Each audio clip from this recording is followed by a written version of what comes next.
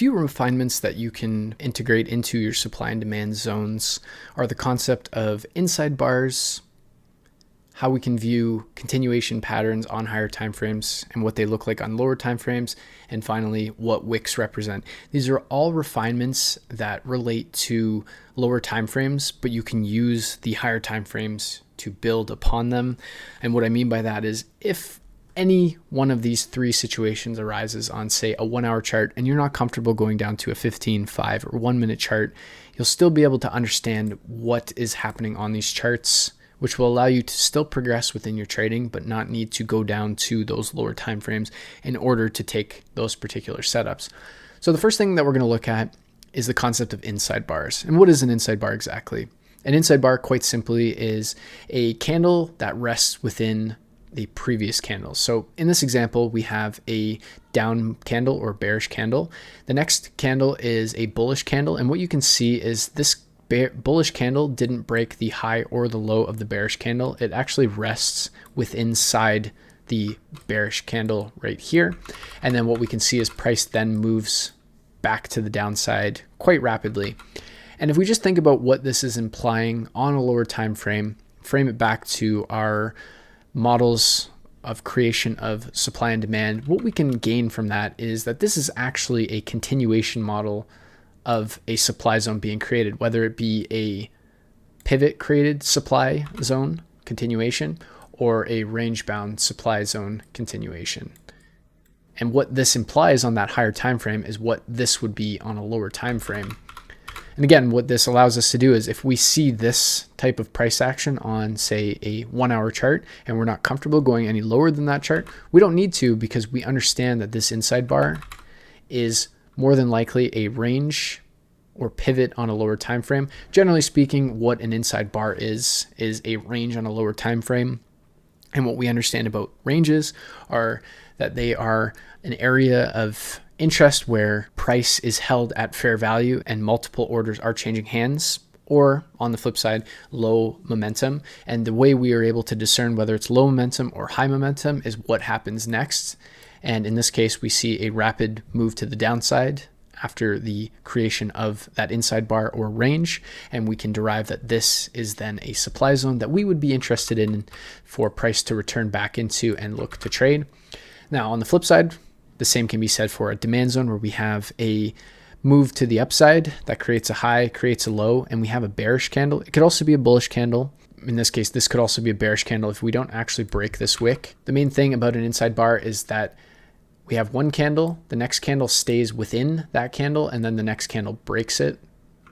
And that becomes the most important part. Whether it's bearish or bullish isn't as important because of the concept that we understand happening. And this really is important when we understand the fractal nature of the markets and how something happens on a higher time frame and what it's doing on a lower time frame.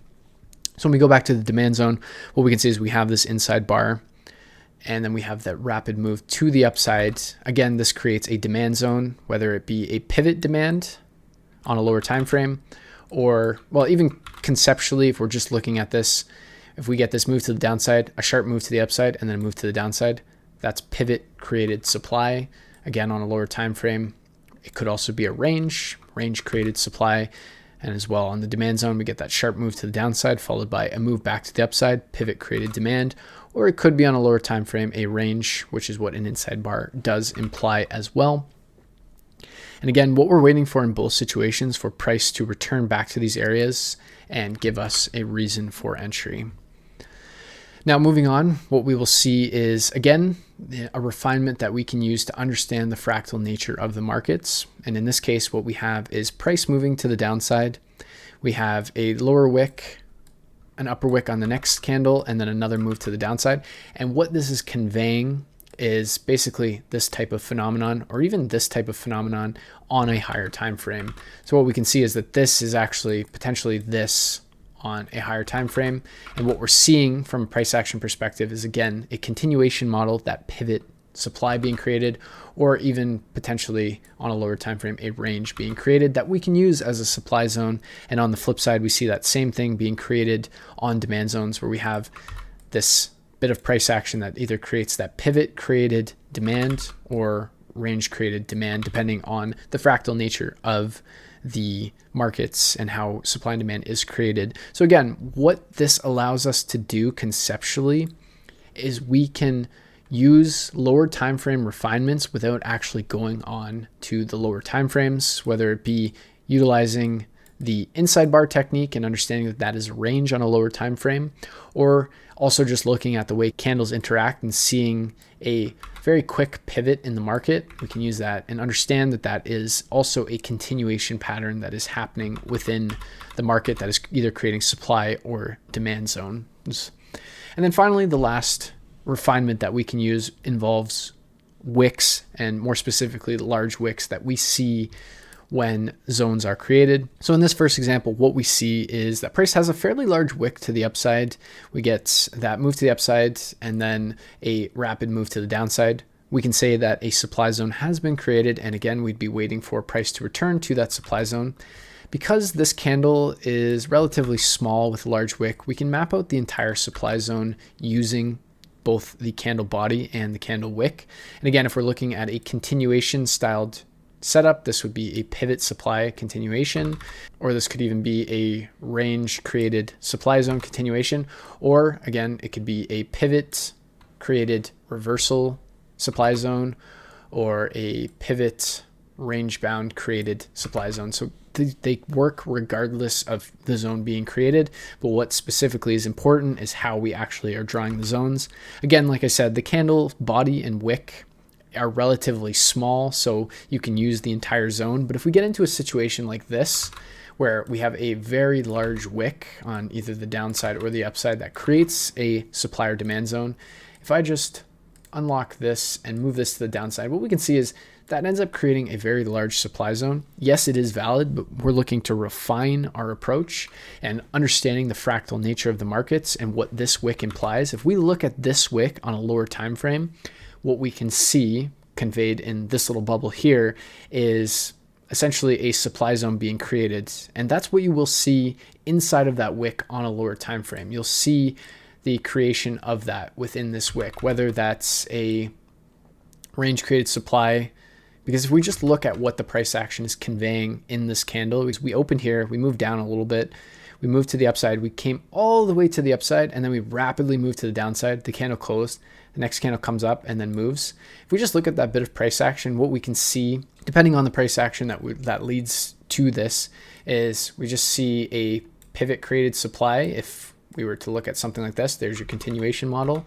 Or what we can see is even just something like this, where we have that large range, and then we get even a more fractal range or pivot being created inside of that wick. But all is to say that what we're doing with drawing our supply zone, in this case, within just the wick and not including the body, is simply a refinement using the understanding that what's happening on the lower time frame within this wick is simply a supply zone being created. But again, there's nothing wrong with using the entire candle for mapping out your supply zone. This is simply for refinements and just understanding the fractal nature of the markets. And again, the same is true for the demand zone, where within this large wick to the downside, if we were to look at that on a smaller time frame, what we would see is either a pivot created demand zone or a range created demand zone. More specifically, when we see these wicks, depending on how far down that you're looking on a time frame, say this is a 1 hour. If you look on the 1 minute, generally speaking, you probably will see some sort of range. But if you're looking at a 15 minute, generally speaking, you're probably going to see more of a pivot created supply or demand zone being created within this wick. So something to keep in mind. But again, these are all just simple refinements that you can use to understand the fractal nature of the market and how supply and demand relates to these concepts, which will make your trading a little bit easier, especially early on when you're maybe not as comfortable going to the lower time frames. This shows you that you don't necessarily need to go down to those lower time frames because you understand what's happening conceptually on the lower time frame without actually going onto the lower time frames, and the power that this is granting you if you're able to use these concepts correctly and understand them properly.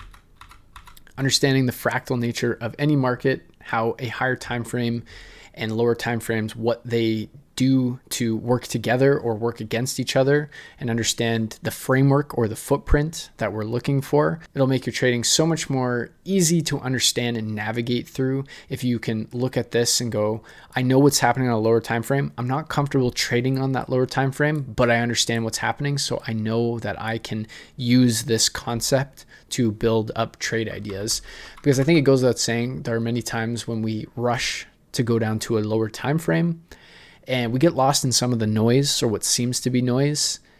Whereas if we stayed in a higher time frame and just seen this sort of phenomenon happening conceptually and understood what was happening on that lower time frame, it would make our lives so much easier. It would make our trades that much easier, and we would be left with higher probability trade ideas that don't involve too much afterthought or don't involve you second guessing if that trade should or should not be taken. Again, we combine these with how price returns to these zones, whether we get the rounded return, whether we get the corrective return, or if we get the V return. They'll all factor into how we look to trade these zones. But again, these are fractal refinements that we can use to understand supply and demand zones that are on the higher time frames, but are actually built on the lower time frames.